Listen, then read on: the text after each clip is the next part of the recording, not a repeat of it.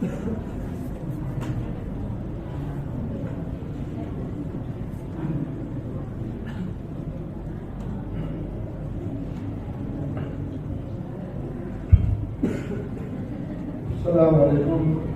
warahmatullahi wabarakatuh.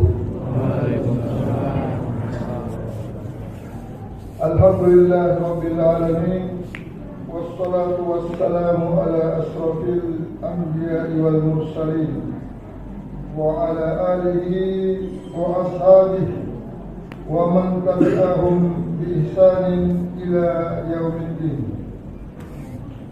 Puji dan syukur marilah kita ucapkan kehadiran Allah Subhanahu wa Ta'ala yang masih memberikan kita kemudahan, kelapangan, memberikan kita semangat untuk hadir ke tempat yang mulia ini, tempat yang menjadi wasilah kita menjadi orang yang baik, mengenal kebenaran, tempat yang didoakan oleh para malaikat, seluruh makhluk yang di langit dan di bumi berdoa kepada Allah, kepada orang-orang yang menuntut ilmu pengetahuan.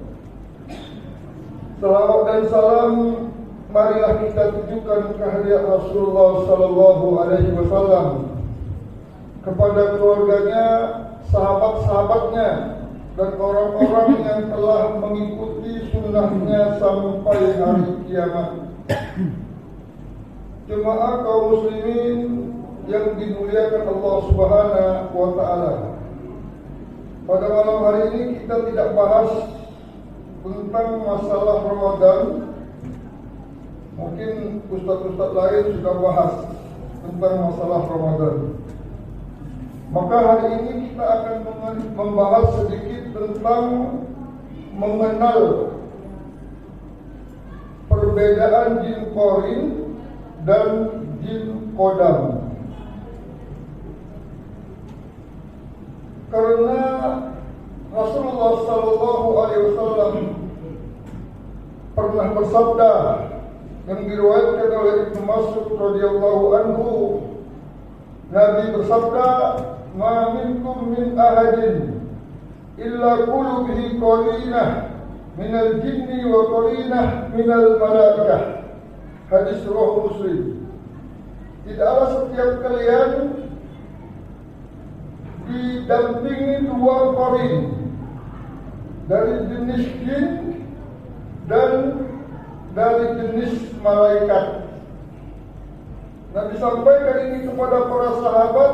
Sahabat bertanya, "Wa iyaya ya Rasulullah, juga engkau ya Rasulullah?" Nabi mengatakan, "Illa anallah a'aniya alaihi fa aslama fala ya'muruni illa bi khair."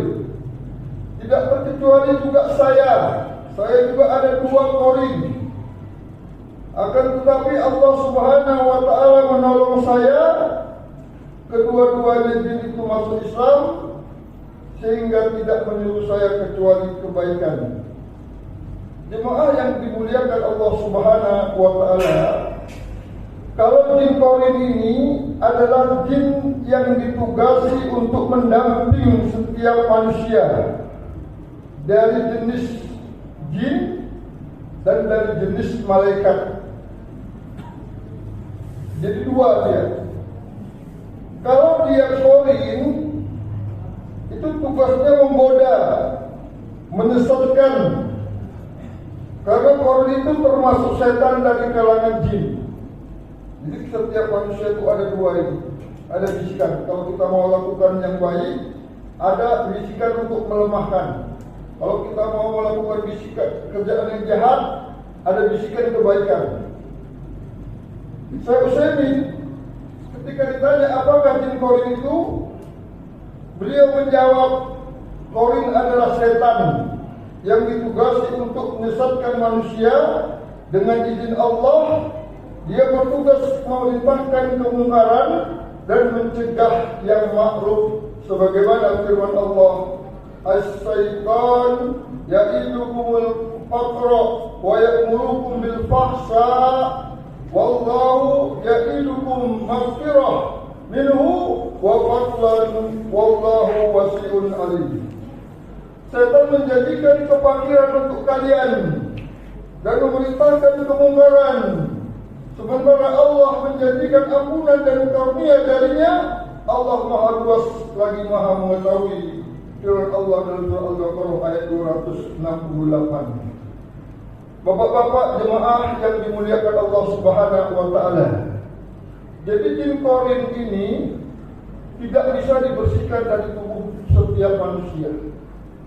Tetap ada yang membisikkan kejahatan. Akan tetapi dia bisa dilemahkan. Dengan apa melemahkannya? Dengan menuntut ilmu agama, mempelajari Al-Quran dan Sunnah Rasulullah Sallallahu Alaihi Wasallam. Kalau kita tuntut ilmu agama, pelajari Al-Quran, pelajari Sunnah, jin korin ini lemah.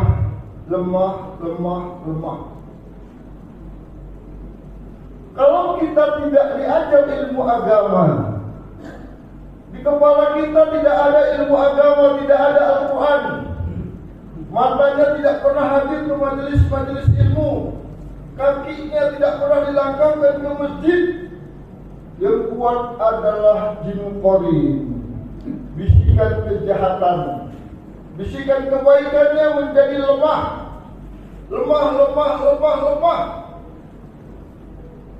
Itu tidak bisa dihilangkan. Makanya Nabi perintahkan sahabat-sahabatnya, umatnya untuk mempelajari Al-Quran, untuk dekat dengan Al-Quran. Lihat dengan apa Nabi kita merubah masyarakat jahiliyah. Dengan apa dirubah Umar bin Khattab? Dengan apa dirubahnya Khalid bin Walid yang di perang Uhud mengejar-ngejar Nabi, ingin membunuh Nabi. Akhirnya dengan Al-Quran masuk Islam. Umar bin Khattab melepaskan pedangnya, ingin cari-cari Nabi, ingin membunuh Nabi. Didengarkan Al-Quran masuk Islam. Jadi jin korin itu dapat dilemahkan, tidak berfungsi di tubuh kita dengan dekat ilmu agama. Isi ilmu agama di kepala, di dada, yang dilihat jadi yang baik-baik, yang didengar yang baik-baik. Wah, ada bisikan keburukan, dia tolak, karena dia telah berdoa kepada Allah Subhanahu wa taala. Ya Allah, beri aku kenikmatan dengan taat kepadamu. Beri aku kenikmatan untuk ibadah kepadamu. Dia minta kenikmatan ibadah, sehingga yang maksiat itu tidak nikmat. Tapi kalau tidak dengan ilmu agama, tidak pernah belajar, tidak pernah hadir ke masjid, tidak pernah baca Al-Quran, tidak ada di kepalanya Al-Quran, tidak masuk ilmu agama di telinganya, maka yang masuk adalah jin korin. Berat kali dia masuk yang baik itu. Gak bisa dikasih nasihat. Orang yang gak punya ilmu agama kasar, kotor dari mulutnya, gak bisa dikasih tahu. Dia belajar ilmu agama, belajar sunnah Nabi, sunnah itu melembutkan hatinya. Dikasih nasihat, Pak, ini salah, ini gak bagus. Ya, salah kita, alhamdulillah, terima kasih nak, terima kasih Ustaz, terima kasih Pak. Ya ucapkan itu. Tapi kalau gak punya ilmu agama, coba nasihati. Suka punya pas ajar orang lewat-lewat makin masjid itu. Coba Pak, ini kalau saya paksa dulu. Kalau gak dimaki-makinya kita, karena dia tidak punya ilmu agama. Kasar, kotor dari mulutnya. Jadi agama itu untuk melembutkan orang, untuk memperbaiki seseorang dengan ilmu agama. Nabi sudah katakan, khairukum man ta'allama al-Qur'ana wa 'allamah. Sebaik-baik kalian adalah orang yang belajar Al-Quran dan mengajarkan Al-Quran. Tapi kalau jin kodam, kedua jin tadi ya, Jin Korin dan Jin Kodam. Jin Kodam itu adalah jin yang didapat dengan ritual leluhur, dengan memuja-muja, dengan tumbal. Kakek-kakek kita dulu kuntut, ilmu kebal misalnya. Main kuda lumpeng, kuda kepang misalnya, itu pakai jin. Ada ramalannya tuh, ada manfaatnya tuh, datangkan jin. Itu dituntut. Siapa yang menuntut itu? Keturunannya itu bisa terganggu jin itu juga. Suka tidak suka, rela tidak rela, terganggu karena dia mewarisi. Namanya Jin Kodam. Itu bisa dibersihkan, bersih total. Kalau kakek kita, bapak kita, buyut kita dulu dukun, itu anaknya bisa kena itu. Udah kali jin masuk ke tubuh keturunannya itu, karena sudah buka jalan. Itu bisa diusir dengan ayat-ayat Quran. Allah yang mengatakan dalam Al-Quran, wa tunazzilu minal Quran ma huwa shifaa'un wa rahmatun lil mu'minin. Tidak kami turunkan Al-Quran kecuali menjadi obat, syifa wa rahmah lil mu'minin, obat dan rahmat bagi orang-orang beriman. Kalimat syifa wa tunazzilu minal Quran ma huwa shifa'. Syifa itu para mufassirin mengatakan penyakit yang tidak bisa dimedis. Maka ini yang dihadapi Nabi dengan Al-Quran. Perampok, pembunuh, diajarkan Al-Quran jadi bagus. Dulu ada seorang ulama, dia perampok di jalanan. Lewat pedagang dirampok, lewat pedagang dirampok. Tiba-tiba tidak ada pedagang yang lewat. Oh, kalau gini saya merampok ke rumah penduduk ini. Masuk kampung dia.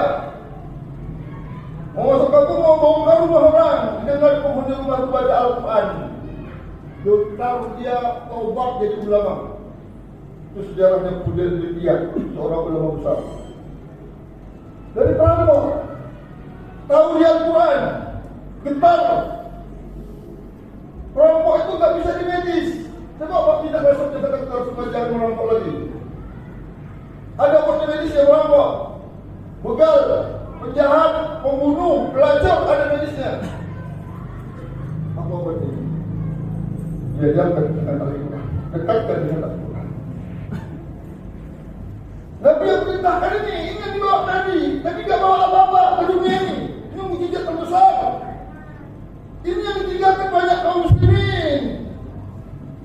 Tak dekat dengan Al-Quran, tak pernah lihat Al-Quran, kecuali kalau ada kematian. Kalau ada kematian baru dibacakan Al-Quran. Untuk apa orang mati dibacakan Al-Quran? Ini untuk orang hidup. Orang hidup didengarkan Al-Quran jadi baik. Orang mati untuk apa? Ini kalau kita lihat kampung-kampung kita, kalau ada orang mati baru dibacakan Al-Quran. Ini aneh tapi nyata. Jadi ini kita dekatkan dengan Al-Quran, dibacakan Al-Quran. Kalau kakek nenek kita ada gangguan jin kodam, karena jin kodam itu yang dituntut, itu wasilahnya para dukun. Untuk Islam ada dukunnya. Ada para ulama mengatakan dukun itu rasulnya setan, rasulnya iblis itu dukun. Rasul itu utusan. Jadi utusan ada dua di dunia ini. Ada Rasulullah, utusan Allah. Ada Rasul Iblis, utusan Iblis. Itulah para dukun. Contohnya ini. Ini saya dapat dari Porsea. Ini tamat satu pesantren. Karena saya disuruh bahas tauhid, saya bongkar bahaya perdukunan dan kesyirikan. Takutkan dia pulang ke rumah, dia ambilnya lagi. Ini Ustaz saya dapat waktu saya muda di pesantren. Tengok berarti. Ini katanya kalau dipakai tahan tembak, tahan cucuk, tahan macam-macam. Ini raja-raja. Dulu bagus ini kalau saya tambahkan di sana kemarin jadi botol. Ini ada raja-raja tahap kedua. Ini haram ini. Siapa kerja ini? Ini kawasan pesantren Bapak. Di pesantren dia dapat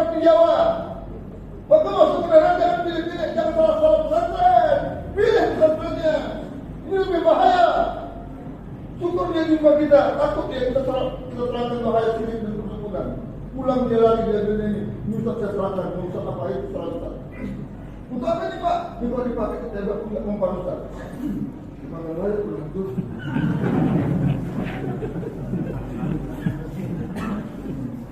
Dan banyak koleksi seperti ini. Nah ini banyak macam-macam. Ada lagi yang satu lagi, Robi katanya juga pernah tumpuk saya ambil bisa tutup tembus. Jadi itu tak betul. Jadi jangan percaya seperti ini, bahaya ini, syirikan ini. Inilah rasul iblis. Banyak ini pemuda-pemuda. Kalau ada yang terlanjur pakai seperti ini, nyimpan-nyimpan itu cepat dibakar sebelum malaikat maut datang menyebutnya. Bahaya itu Pak. Kalau ada punya itu kebal, punya dulu ada mantra-mantra dibaca, cepat tobat. Itu dosanya tak diampuni. Ini bulan Ramadan. Ramadan itu bulan maghfirah, ampunan. Iya tidak diampuni kalau menyimpan benda-benda seperti ini. Masih ada keyakinan yang seperti ini. Sebanyak benda-benda seperti ini di rumah. Pernah lagi saya meruqyah di Perbaungan. Datang kakek-kakek tua. Ustaz, anak saya, keturunan saya nggak mau saya serahkan barang ini. Ini para leluhur keturunan saya. Jadi saya serahkan sama Ustaz. Ini Pak Ustaz, setiap 3 bulan sekali datang pulang ganti ke rumah Pak Ustaz. Pak Ustaz potong aja pakai leher ini, nanti darahnya bisa pulang. Kata bapak itu. Jadi barang itu Pak serahkan sama saya. Iya Pak Ustaz. Terserah saya. Iya Pak Ustaz. Saya patahkan, saya bakar di depan dia. Jadi di tangkainya itu ada kulit ular.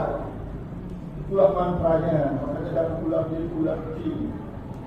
Ini siapa yang benda-benda yang ada di rumahnya, benda-benda keramat kayak gitu, dibakar. Jangan disimpan itu. Kalau bapak yang punyanya nanti bapak mati, anak itu pakai gunakan kemana-mana, salah guna, tanggung dosa jariah, mengalir dosa itu sampai ke kubur.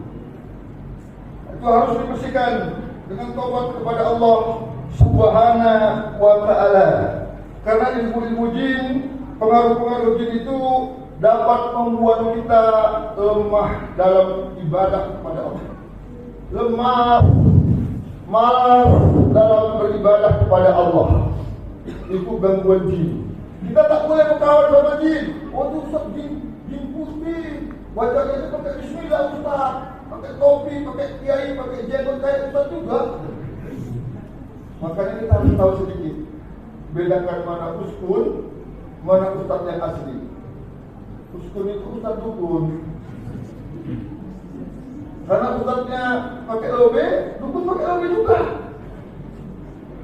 Ustaznya pakai jenggot, dukunnya pakai jenggot juga. Ustaznya pakai jubah, dukun pakai jubah juga. Ustaznya cengkrak, dukunnya cengkrak juga. Dibilang orang ini dukun sunnah nih Ustaz. Karena nggak tahu dia, orang itu perlu tahu sedikit. Perlu tahu sedikit perbedaan Ustaz dengan dukun. Nggak diterangkan jemaah bahaya yang besar. Saya jumpai di mana-mana. Meruqyah Ustaz. Lihat bagaimana cara meruqyahnya. Disuruh saya melanjutkan bunga di sungai Ustaz. Terukut itu saja. Jadi masyarakat sekarang sudah pakai ruqyah semua. Dukun-dukun kita punya ruqyah. Karena orang tidak tahu dukun. Sekarang tak pakai dukun lagi. Namanya. Apa lagi namanya? Dulu paranormal. Sekarang tidak metafisika. Namanya canggih-canggih. Untuk memperlambui pada hakikatnya itu dukun yang harus dibersihkan dari keyakinan kaum muslimin. Mungkin karena khutbah ini singkat, demikian saja dulu ceramah kita. Saya kita bagi-bagi dulu kajian.